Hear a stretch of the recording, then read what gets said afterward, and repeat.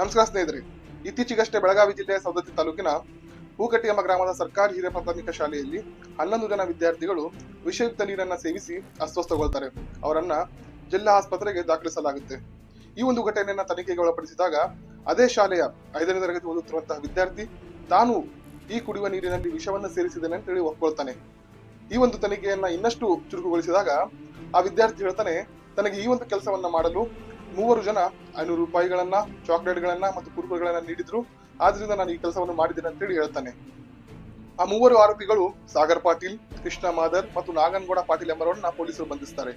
ಬಂಧಿಸಿ ವಿಚಾರಣೆಗೊಳಪಡಿಸಿದಾಗ ಅವರು ಹೇಳ್ತಾರೆ, ಆ ಒಂದು ಶಾಲೆಯ ಮುಖ್ಯ ಶಿಕ್ಷಕ ಬೇರೆ ಧರ್ಮದವನು, ಅವನನ್ನ ಆ ಒಂದು ಶಾಲೆಯಿಂದ ವರ್ಗಾವಣೆಗೊಳಿಸಲು ನಾವು ಇಂತಹ ಕೃತ್ಯವನ್ನ ಎಸಗಿದ್ದು ಅಂತ ಹೇಳಿ ಒಪ್ಕೊಳ್ತಾರೆ. ನೋಡಿ ಸ್ನೇಹಿತರೆ, ನಮ್ಮ ಧರ್ಮಾಂಧತೆಯ ಪಟ್ಟಿಯನ್ನು ನಾವು ಕಣ್ಣಿಗೆ ಹೇಗೆ ಕಟ್ಕೊಂಡಿವಪ್ಪ ಅಂತಂದ್ರೆ, ಮುಂದೆ ಇರುವರು ಮುಗ್ಧ ವಿದ್ಯಾರ್ಥಿಗಳು, ದೇಶದ ಭವಿಷ್ಯ ಎಂಬುದನ್ನು ಕೂಡ ನಾವು ನೋಡ್ತಾ ಇಲ್ಲ. ನಮಗೆ ಬೇಕಾಗಿರೋದು ವಿದ್ಯಾರ್ಥಿಗಳ ಶಿಕ್ಷಣ ಭವಿಷ್ಯವಲ್ಲ, ನಮಗೆ ಬೇಕಾಗಿರೋದು ನಮ್ಮ ಧರ್ಮ ಎಂಬುದನ್ನು ನಾವು ಸಾಬೀತುಪಡಿಸ್ತಾ ಇದ್ದೇವೆ. ಇಂತಹ ಘಟನೆಗಳು ಇದು ಮೊದಲಲ್ಲ ಸ್ನೇಹಿತರೆ. ಒಂದು ತಿಂಗಳ ಹಿಂದೆ ಚಾಮರಾಜನಗರ ಜಿಲ್ಲೆಯ ಒಮ್ಮಹಳ್ಳಿಯಲ್ಲಿ ಒಂದು ಸರ್ಕಾರಿ ಶಾಲೆಯಲ್ಲಿ ಅಡುಗೆ ಮಾಡಲು ಒಬ್ಬ ದಲಿತ ಮಹಿಳೆಯನ್ನ ನೇಮಿಸಲಾಗುತ್ತೆ. ಆ ಒಂದು ಶಾಲೆಯ 22 ವಿದ್ಯಾರ್ಥಿಗಳ ಪೈಕಿ 21 ವಿದ್ಯಾರ್ಥಿಗಳ ಪೋಷಕರು ತಮ್ಮ ಮಕ್ಕಳನ್ನ ಆ ಒಂದು ಶಾಲೆಯಿಂದ ತಮ್ಮ ಹೆಸರನ್ನ ಕಿತ್ತಿಸಿ ಬೇರೆ ಒಂದು ಶಾಲೆಯಲ್ಲಿ ದಾಖಲಾತಿಯನ್ನ ಮಾಡಿಸ್ತಾರೆ.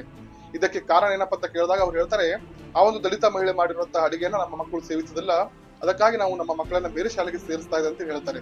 ತಮ್ಮ ರಾಜಕೀಯ ಲಾಭಕ್ಕಾಗಿ ನಮ್ಮ ರಾಜಕೀಯ ನಾಯಕರು ಬಿತ್ತಿರುವಂತಹ ಈ ವಿಷದ ಬೀಜಗಳು ಇವತ್ತು ಹೆಮ್ಮರವಾಗಿ ನಮಗೆ ಫಲವನ್ನು ಕೊಡುತ್ತಿರು ನೋಡಿದ್ರೆ ನಿಜಕ್ಕೂ ಬೇಸರದ ಸಂಗತಿ. ಇವತ್ತು ಸ್ವಾತಂತ್ರ್ಯ ಸಿಕ್ಕಿ 79 ವರ್ಷಗಳು ಪೂರೈಸಿದ್ರು ಕೂಡ ನಾವೆಲ್ಲರೂ ಜಾತಿ, ಧರ್ಮ, ಮತಾಂಧತೆಯಲ್ಲಿ ಮುಳುಗಿದ್ರು ನೋಡಿದ್ರೆ ನಿಜಕ್ಕೂ ಶೋಷಣೀಯ ಸಂಗತಿ ಅನಿಸ್ತದೆ.